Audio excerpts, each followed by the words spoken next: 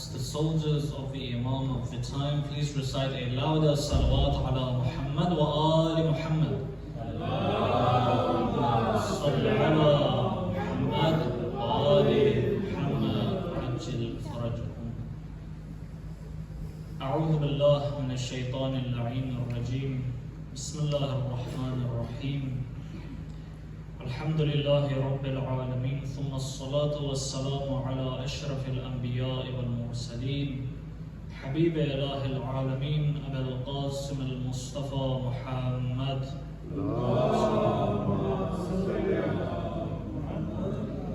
وعلى آله الطيبين الطاهرين الأئمة المعصومين لا سيما بقية الله في الأراضين روحي وأرواح العالمين لتراب مقدمه الفداء رب اشرح لي صدري ويسر لي أمري واحلل عقدة من لساني يفقهوا قولي.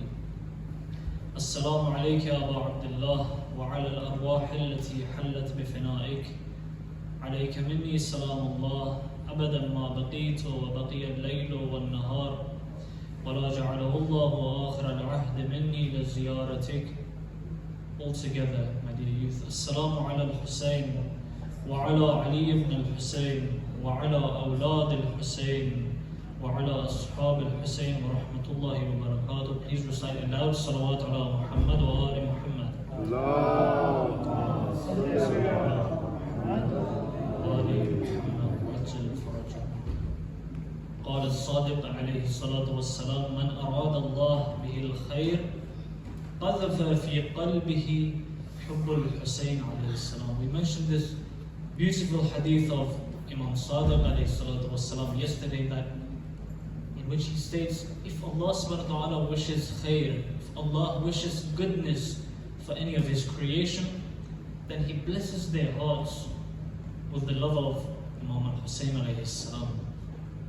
Yesterday we mentioned a few of the manners by which we should enter into the holy month of Muharram. We mentioned similarly to whenever we go to the holy shrines of Ahlul Bayt alayhim salam, there's certain manners that you have to follow to make your ziyarat and your relationship with Ahlul Bayt alayhim salam a stronger relationship. And similarly, we said that our ulama, our scholars, have stressed that when it comes to the entrance of the holy month of Muharram, there's certain adab, certain customs, certain manners that you have to follow. One of the important of those being, when we mentioned yesterday, was giving respect to each other as mu'mineen, as Azadaran Abu Abdullah al-Hussain alayhi salam, who are gathered here. Dear brothers and sisters, this is highly important. Even if, let's say, someone, God forbid, has wronged you in this center and they're sitting next to you, but for the sake of them entering into the majlis of Imam Hussain alayhi salam, our perceptions need to change. Amirul Mu'mineen alayhi salam,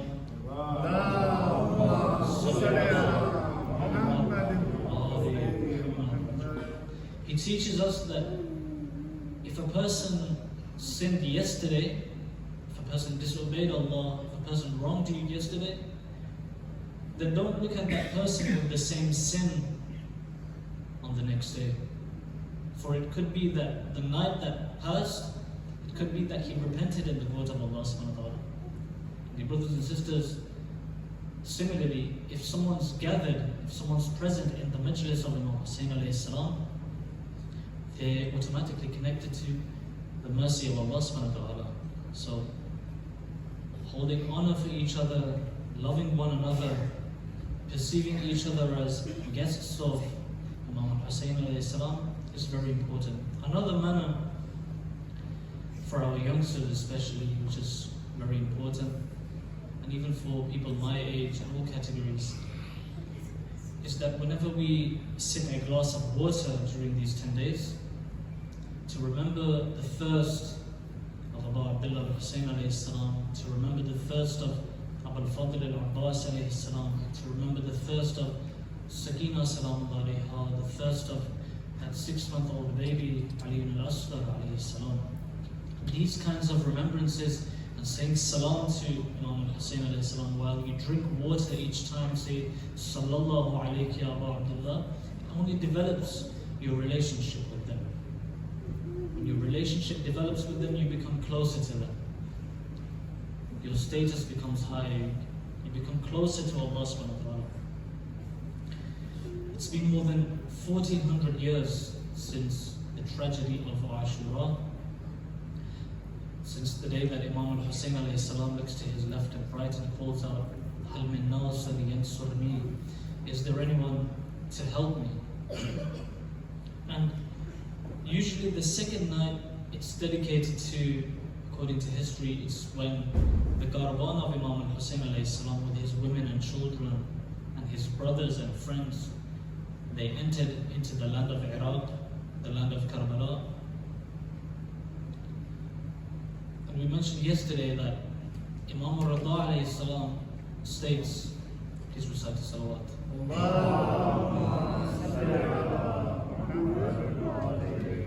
إذا دخل شهر محرم لا يرى أبي ضاحكا.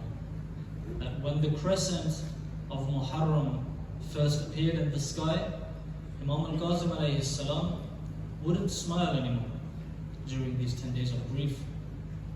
These are our role models, my dear youth, my dear brothers and sisters, who we should adopt our values by.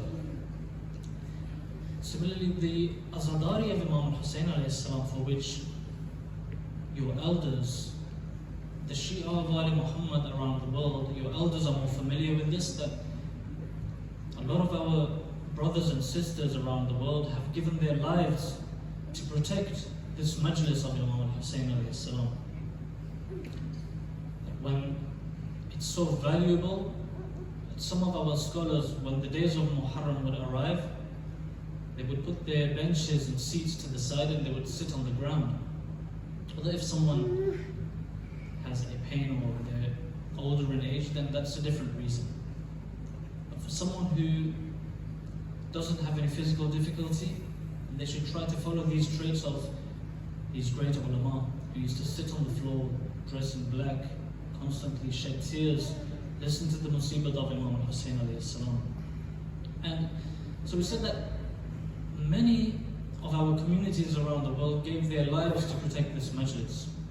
At the time of Banu Abbas, when they reigned over Iraq, no one was allowed to visit the shrine of Imam Hussain alayhi salam. They restricted the ziyarat of Imam Hussain alayhi salam. And they said that if anyone wants to come to Karbala and say Assalamu alaykum Abu Abdullah, then the cost would be their right hand. If you come to the shrine of Imam Hussain alayhi salam, Banu Abbas would cut your right hand. And people, despite this threat, they still went and they gave their right hand. Every year. And there's a really heartbreaking story of an elderly woman. She arrives at the shrine of Abu Abdullah Hussain alayhi salam, and the guards say to her, present your right hand. She presents her left hand. And the guard asks from her, he said, I said, present your right hand. She shows her right hand. She says that just 1 year ago when I came, you cut my right hand. I've already given my right hand to perform the ziyarat of Abu Abdullah Hussain alayhi salam. So cut my left hand. And then they cut her left hand. Brothers and sisters, my dear youth, no matter how much we try to emphasize on the value of the majlis of Imam Hussain alayhi salam, we can't do it justice. God has been given to safeguard this majlis of Imam Hussain alayhi salam. And an interesting question posed by our younger audience is that despite 1400 years of the tragedy of Karbala, why are the stories repetitive? Why is it that we have to narrate the stories time and time again? Every single year we narrate the same stories again and again. Why do we have to repeat these?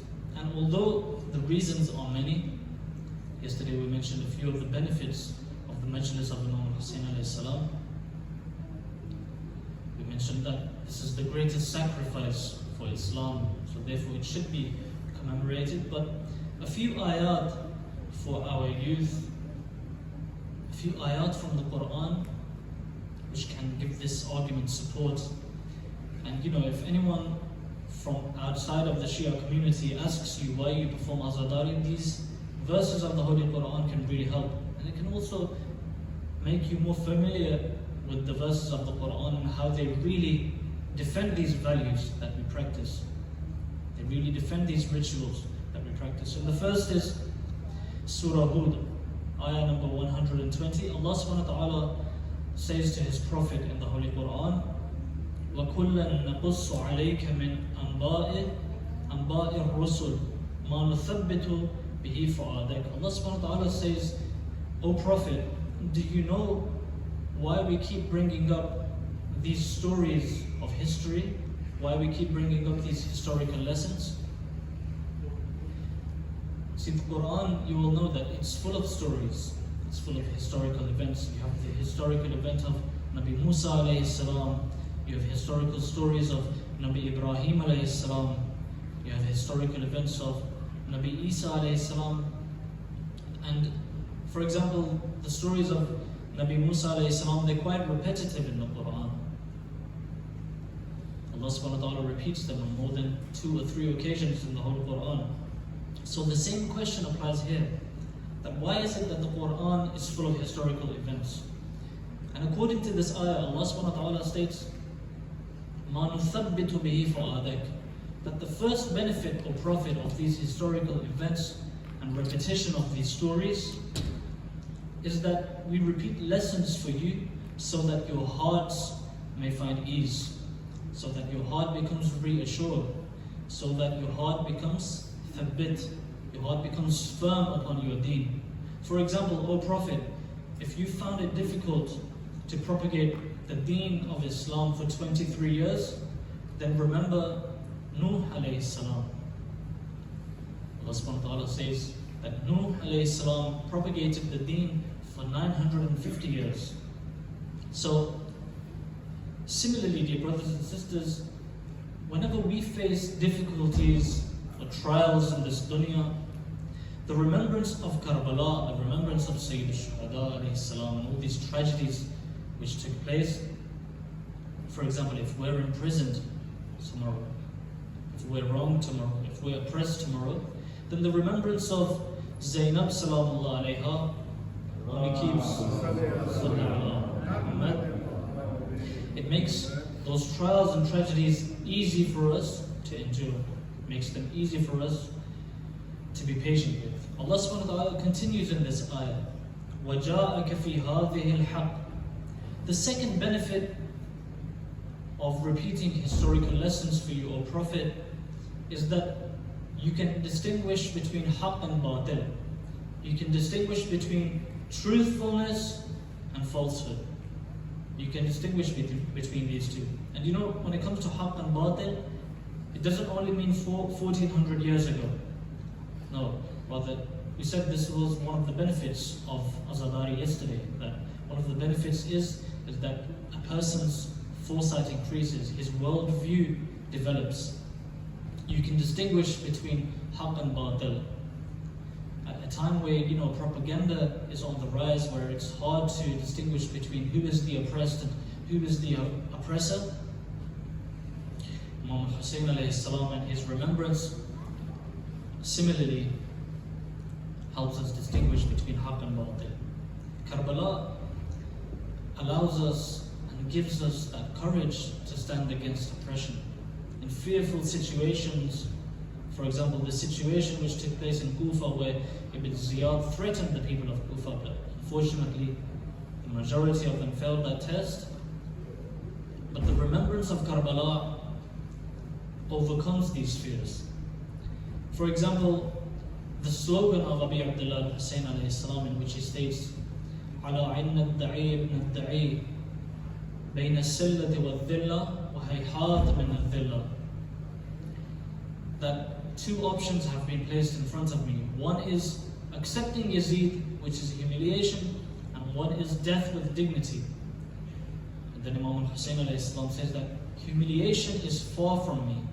Similarly, dear brothers and sisters, as Hussainis, as followers of Imam Hussain alayhi salam, we should also try to live our lives dignified. Wherever we find that our deen is at threat, wherever we find that our flag is at threat, then we should move away from that kind of scene or place.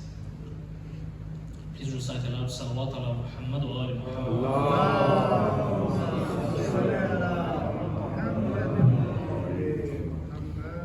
And just briefly, the third, Allah subhanahu wa ta'ala mentioned the third benefit of these historical events, that it is a form of propagation, a form of tabligh, a form of preaching.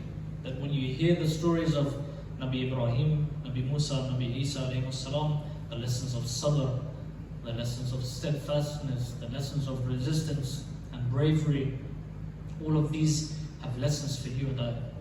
Similarly, the story of Imam Hussain alayhi salam, dear brothers and sisters, holds all of these lessons in itself. All of the stories and the life lessons that you can learn from the stories of Ibrahim alayhi salam, all these great prophets, you'll find these in the tragedy of Karbala. The fourth, which is mentioned in this single verse of the Quran, is وَذِكْرَى لِلْمُؤْمِنِينَ, that it is a reminder for the believers. It holds lessons for the believers. It grants us role models. You know, for mu'mineen, for us in the 21st century, having role models is really important for us to become true practicing Muslims. Similarly, Karbala provides us with role models. It gives us role models for our children, role models for our sisters, role models for our elders, and even role models for our infant babies, Ali Asghar alayhi salam. And so this is one of the reasonings as to why we repeat Azadari, we repeat the same tragedies and stories time and time again. This is just from one ayah. The second ayah from the Holy Quran is from Surah Hajj, ayah number 22, where Allah subhanahu wa ta'ala states, وَمَنْ يُعَظِّمْ شَعَائِرَ اللَّهِ, that whomsoever honors the symbols of Allah subhanahu wa ta'ala. You can say symbols or the signs of Allah, sha'a'ir. Allah subhanahu wa ta'ala says that whenever it comes to the signs and symbols of Allah subhanahu wa ta'ala, as Muslims you have to respect and honor those symbols. Sha'a'ir is a plural in Arabic of the word sha'ira, which means a group of symbols, a group of signs. For example, the symbol of a country is its flag. And you know how much citizens of a country honor their flag. The logo of a university is its symbol, is its identity. For example, the color red is the symbol of a certain football team. And how much respect, dear brothers and sisters, do these people show for their symbols? The question is now, what is the symbol and what are the symbols of Allah subhanahu wa ta'ala? And to answer these questions, the answer is that anything which represents Allah subhanahu wa ta'ala is amongst His symbols. See, for example, Safa and Marwa, these are just two mountains in Mecca. And Allah subhanahu wa ta'ala states in the Quran, إِنَّ الصَّفَا وَالْمَرْوَةَ مِنْ شَعَائِرَ اللَّهِ, that Safa and Marwa, these two mountains, are the symbols of Allah subhanahu wa ta'ala. So whomsoever goes to Mecca, he has to show respect and he has to honor these two lands. Muslims have to safeguard this place. So two mountains can become the symbols of Allah subhanahu wa ta'ala, where the wife of Ibrahim alayhi salam raced, she brushed from Safa to Marwa and then back in search of water for Ismail. This can become one of the symbols of Allah subhanahu wa ta'ala, according to the Quran.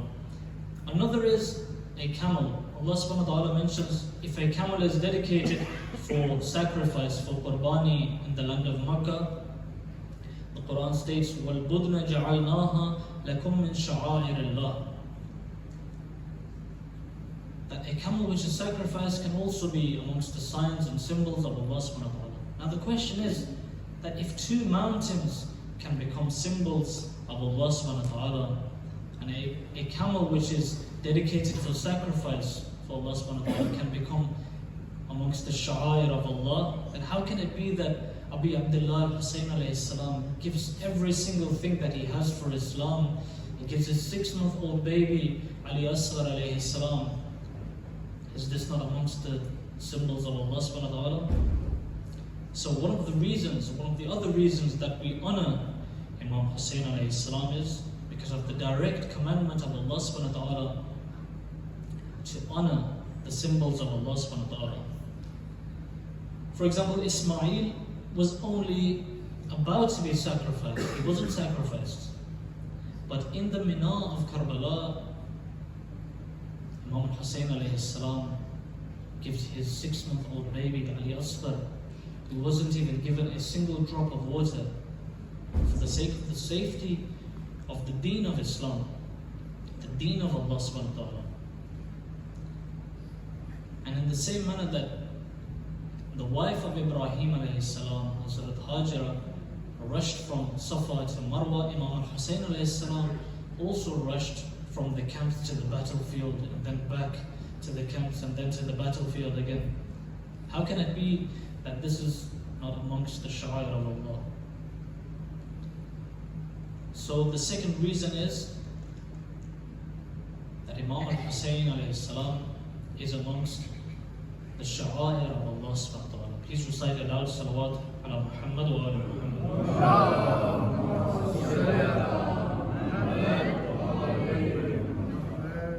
Please recite aloud salawat ala Muhammad wa ala Muhammad.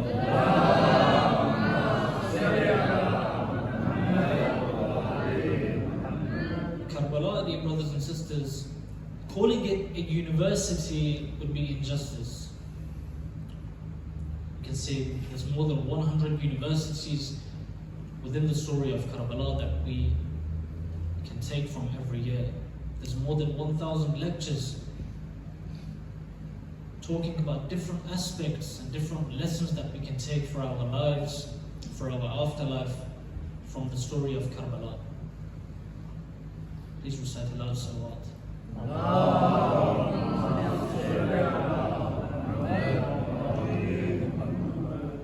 It's a whole dimension with different dimensions in it. Karbala, it can't be justified with just 1 or 2 lectures or 1 Muharram. And so one of the topics that I wanted to speak to the youth about, and inshallah we'll go over different topics, is the strengthening of one's faith in Allah subhanahu wa ta'ala, and the strengthening of one's hope through the remembrance of Karbala. And the reason that I wanted to bring this up is that because look, we live in Akhir al-Zaman, we live in the final of eras where our Imam is in ghaybat, is in occultation, and fitna is on the rise. We just had, for example, a world pandemic. It's possible that as a mu'min, a person feels like he's losing faith at times. A person feels like he's losing hope. But for someone who's connected to the story of Imam Hussain alayhi salam, this shouldn't be the case. Now, a lot of our youth might look at me strangely and say, how can you say that the story of Karbala gives us hope? You know, that story is full of tragedies, it's full of death and full of killing, full of blood, full of sorrow. How can it be that one becomes hopeful by listening to the tragedy of Imam Hussain alayhi salam? But on the contrary, dear brothers and sisters, one of the strongest messages of Karbala is the message of hope, the message of strengthening one's faith and not giving up in difficult situations. Because in Karbala, every single arrow of hopelessness was present. Every single force, every single element to make an insan hopeless in their life was present. Every single arrow was facing Imam Hussain alayhi salam.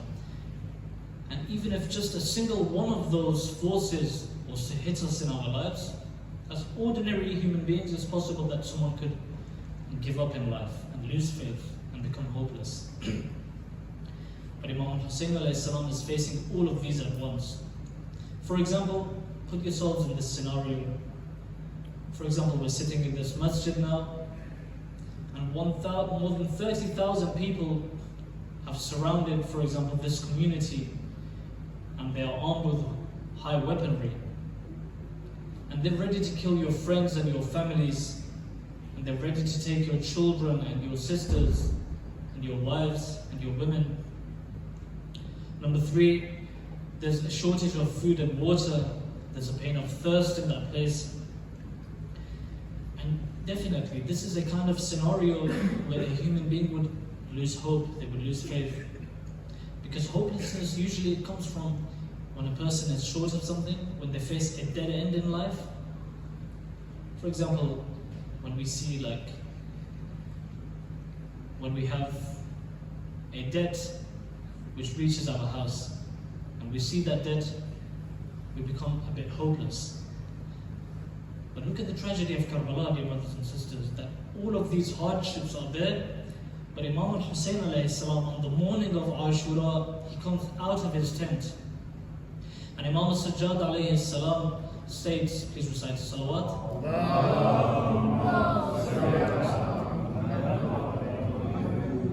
He says that my father on the day of Ashura was surrounded by 30,000 men.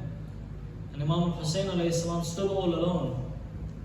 And every single one of these 30,000 men, كُلٌّ يَتَقَرَّبُ إِلَى اللَّهِ بِدَمِهِ, that every single one of them were thirsty to shed the blood of Hussain alayhi salam. Why? To seek the nearness of Allah subhanahu wa ta'ala. Allahu Akbar. See how much patience, how much of a difficulty this is for the grandson of Rasulullah sallallahu alayhi wa sallam,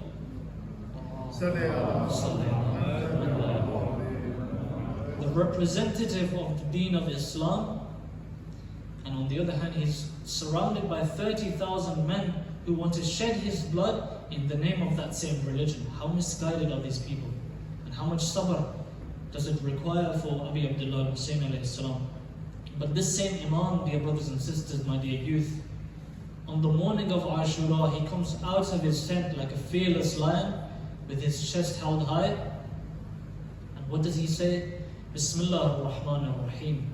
Allahumma anta thiqati fi kulli hal wa raja'i fi kulli shiddah. In the name of Allah subhanahu wa ta'ala, I begin first and foremost.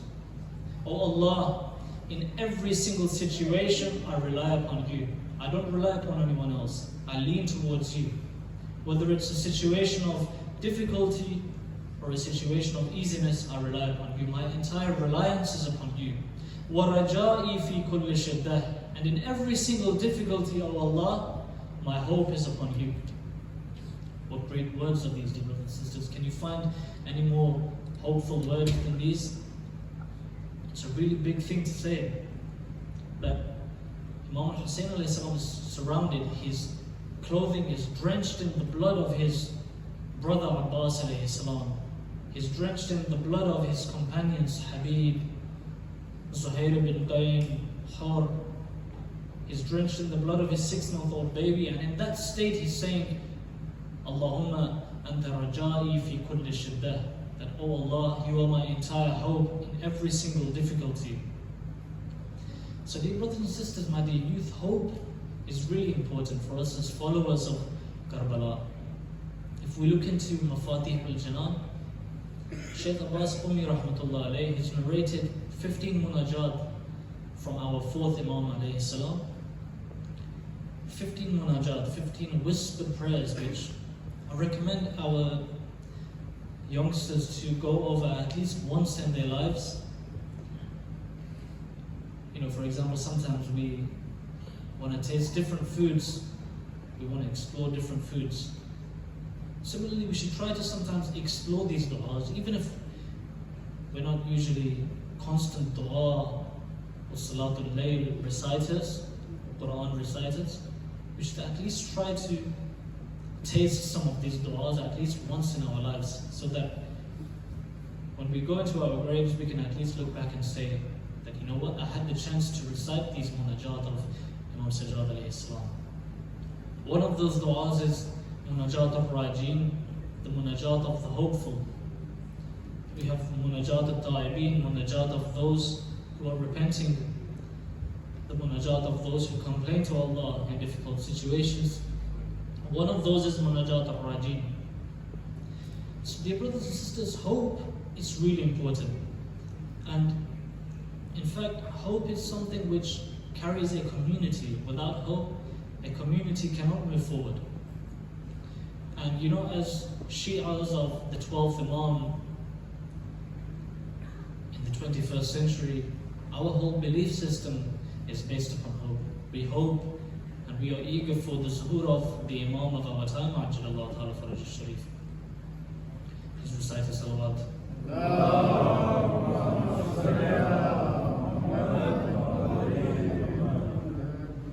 So hope is something which nourishes a human being. And without this, a person will despair. Allah subhanahu wa ta'ala states in the Quran that if there's one thing that He doesn't forgive, it's losing faith, it's despairing in life. And this same Imam, dear brothers and sisters, on the Qasr of Ashura, he says something else. When all the bodies of his companions and his loved ones are scattered all over the floor, and the enemies have already literally prepared the fire to burn the tents of his women and children, Abu Abdullah Hussain alayhi salam is the single man standing on the plains of Karbala, facing 30,000 enemies. And have you ever seen, or have ever even heard of a situation like this? That his brothers have been killed, his sons have been killed, and his women and children are kissing his hands, bidding him farewell. But in this state, what does Imam Hussain alayhi salam say? You know, if it was an ordinary person like myself, I would probably break down at that point, when my women and children are bidding farewell. And I know that they're going to become captive after this. But Imam Hussain alayhi salam consoles them. What does he say? Bismillah ar-Rahman ar-Rahim. Ista'iddu lil-bala. Be prepared for tests and tragedies. وَاعْلَمُوا عَنَّ اللَّهَ حَافِظَكُمْ وَحَامِيكُمْ. Know that Allah subhanahu wa ta'ala is your protector. Know that Allah subhanahu wa ta'ala is your supporter. Have you ever found more hopeful and content, heart-soothing words than these? It's the day of Ashura. Everyone's been killed. Someone can ask, Ya Abu Abdullah, what are these women and children supposed to find hope with? How are they supposed to make their hearts content? The Imam says, وَسَيُنْجِيكُم مِّن شَرِّ الْأَعْدَاءِ. Allah subhanahu wa ta'ala shall give you salvation from all of these enemies who surround you today. Although it may seem like they are victorious today, the Imam continues, وَيَجْعَلْ عَاقِبَةَ أَمْرُكُمْ خَيْرًا. That your hereafter is nothing but khair. وَيُعَذِّبُ أَعْدَاءَكُمْ بِأَنْوَاءِ الْبَلَاءِ. All of these enemies who surround you, they will lose in the end. Shaheed Mutahiri, one of our great ulama who was martyred, rahmatullah alayhi, states that Imam Hussain alayhi salam on the day of Ashura, he could foresee what was about to take place. Before reaching a conclusion, he could already witness the result. For example, if you go to a physician, he tells you to go through a course, but he already knows the result. Similarly, Imam Hussain alayhi salam, before the event took place, he would already know the conclusion of that. So Imam Hussain consoles them. He says, all of these enemies will lose in the end. So don't be sorrowful, don't be sad. And dear brothers and sisters, do you know what happened? The women and children, no matter if they were whipped, no matter if they were beaten, no matter if a 3-year-old infant girl's earrings were pulled and her ears were bleeding, when it comes to the cause of Imam Hussain alayhi salam, they didn't ever lose hope in that. They didn't ever say that, do you know what, we can't take this pain, we submit to Yazid. Do you ever find this in history? No. Every single one of them, because of the words of Imam Hussain alayhi salam before he becomes a martyr, his words had rested upon the hearts of these women and children. After which, no matter if they were beaten, no matter if they were hit, they became firm. Please recite a salawat.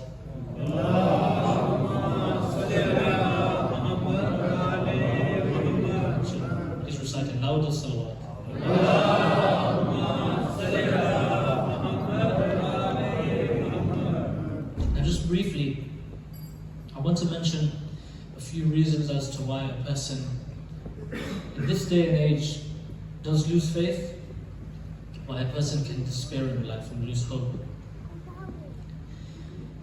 One of those main reasons, dear brothers and sisters, first and foremost, is disobedience to Allah subhanahu wa ta'ala. The first lesson is that, if we're going to live our lives in disobedience to Allah subhanahu wa ta'ala, then pretending that we're hopeful to ourselves, we're only playing ourselves. A person who sins because he contradicts the system of Allah subhanahu wa ta'ala, the result is that he becomes hopeless. But the condition is that once I've sinned, because I'm not immortal in this life of mine, I repent, I make up for my sin, I make a pledge with Allah subhanahu wa ta'ala, I make a pledge with Imam Hussaini alayhi salam that I won't return to disobedience, I'll live a life of submission to Allah subhanahu wa ta'ala from now on. The condition is that I don't despair because of my sin. We mentioned that Allah subhanahu wa ta'ala says that if there's one thing that I won't forgive, then it's despairing in my mercy. And at the end of the day, if Hur alayhi salam was to hold such a thinking, if Hur was to think like that I've sinned so much, so what is the point of me to even head towards Imam Hussain alayhi salam? But let's say even today, I've sinned so much, so how can I show my face to Imam Hussain alayhi salam? But if Hur was to think like this, then would he be where he is today? When we go to Karbala, we salute the companions of Imam Hussain alayhi salam. One of those companions is Hur, who at one point was the commander of the army of Yazid. And Yazid relies upon Hur so much at that point that he hasn't even sent Umar ibn Sa'd to Karbala yet. He hasn't even assigned Ibn Ziyad yet. He hasn't even sent Shimr yet. He trusts Hur so much that he sent him first. And I don't know exactly the details of the history of Hur, but we know this, that he was trusted so much that he's the first commander on behalf of Yazid to be sent to control the army of Imam Hussain alayhi salam. But the point that I want to take from this is that if Hur became hopeless because of the mistakes that he committed, because of the sins that he committed, remember these actions weren't ordinary actions. The horses of the army of Yazid, because of the commandment of Hur, because of that, according to narration, Sakina salam alayha even cried. But if Hur alayhi salam was to become hopeless because of that sin, then would he be where he is today? So one of the main elements which makes an insan hopeless, dear brothers and sisters, is disobedience to Allah subhanahu wa ta'ala. Another is being fed up with one's life routine. In this day and age, we said with the rise of fitna and the way everyone's living individual lives, unfortunately, it's possible that a person loses faith, they become hopeless. For example, a person's working a 9-to-5 job, and they're just tired of their routine.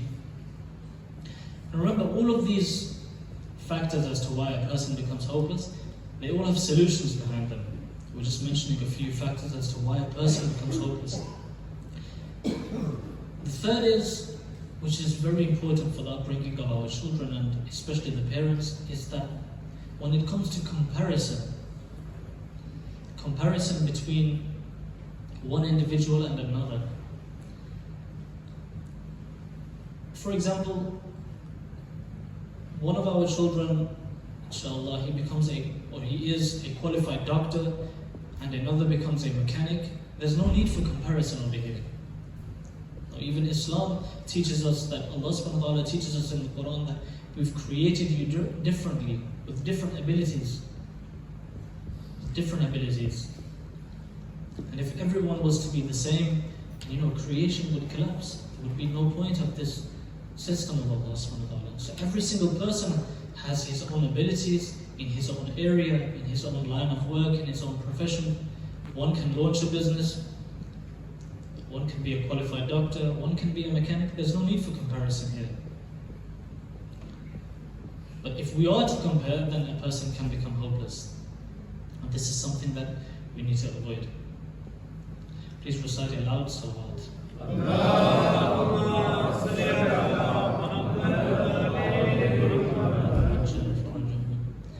And you know, at the end of the day, the ashab of Amir al-Mu'mineen alayhi salam, for example, the ashab of Abu Abdullah Hussain alayhi salam, they were all different.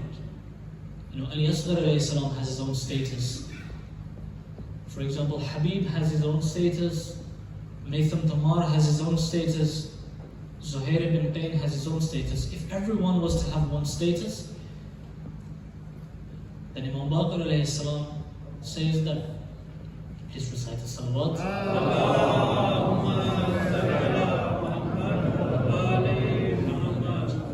He says that if everyone was to be the same, then humanity would collapse.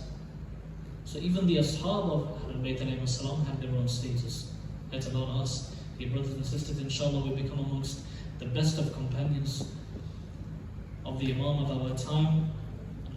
Take your hearts to the city of Medina. Although tonight, according to history, is the night where the Caravan of Imam Hussain alayhi salam reaches the land of Karbala, I just want to take your hearts to Medina. The moments of departure of Ahlul Bayt alayhi salam as they leave the city of Medina. Sallallahu alayka ya gharib, ya madloom, ya atshan, ya Abu Abdullah.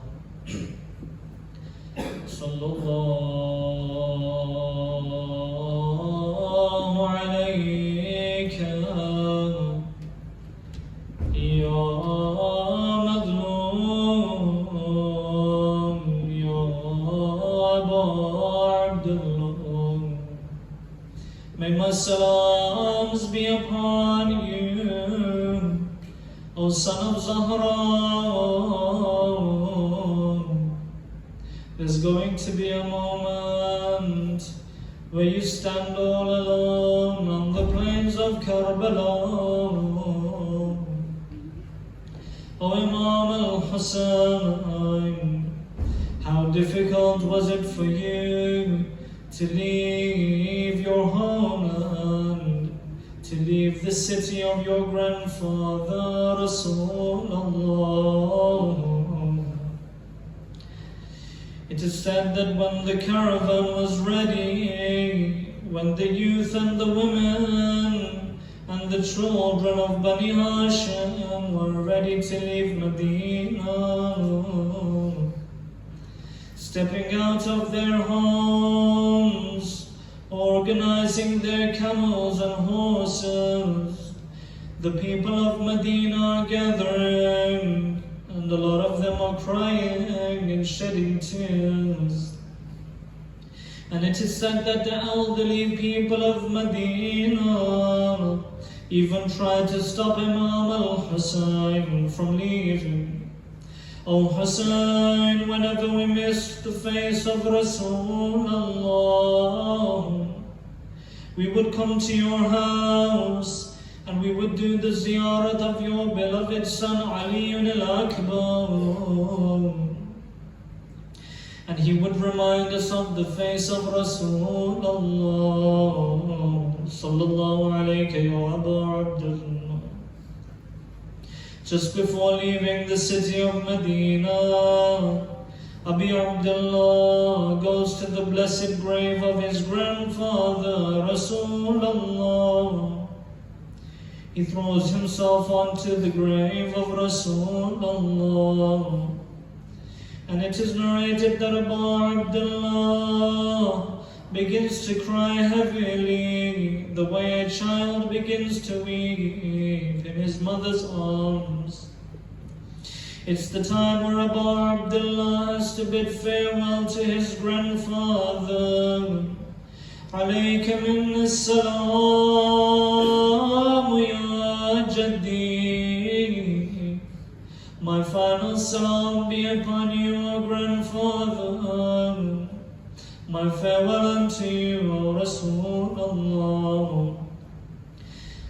O Rasulullah, it's just in this street of Medina that I used to walk with you.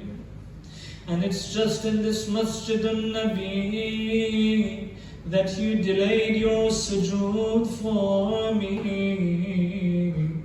Ya Rasulallah, Ana Hussain. It's me, your beloved Hussain, the son of your beloved Zahra. O grandfather, your nation has betrayed me. O grandfather, what did they do to your daughter Zahra after you left us? Dear brothers and sisters, I cannot comprehend what kinds of emotions my Imam must be going through at this point. When the sister of Abi Abdullah, Zainab, was to be seated on a camel to leave Medina, when they were ready to leave, it's narrated that the noble youth of Bani Hashim treated her with such honor and respect and such dignity. And why shouldn't they? For this is the daughter of Haydar, Zainab al-Hawra. They surrounded her in a manner that no non-mahram could see her. She was exemplified, the queen of Bani Hashim. On one hand is Abul Fadl Abbas, to her left is Ali Akbar, behind her is Qasim ibn al-Hassan. They treat her with such honor. But dear mu'mineen, my mind goes to Karbala on the day of Ashura.